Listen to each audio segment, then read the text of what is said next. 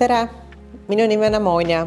Ma olen pärit Eestist, olen personaaltreener, sportlane ja reisin palju. Ma ei näe inimeste nägusid lähemal kaugemal kui 2 meetrit ja kontaktlähedased lihtsalt, et ma ei talu päeva nendega ära olla, see õhtuks mu silmad on nii kuivad, et ma ei saa enam normaalselt pilgutadagi. Ja õnneks juba veebruaris saingi aja siia Solomatini kliinikusse ja täna siis siin ma olen. Aga mulle väga kohe meeldis, kuidas Solomatini kliinik suhtles, kui kiiresti nad vastasid, kui ruttu me saime protseduurile aja.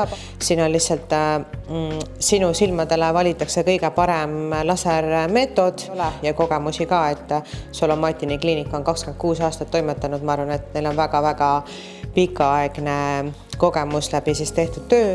Ma ei ole ärevil, ma olen rahulik, ma olen väga ootuses, et saaks juba laua peal olla ja protseduur toimuks.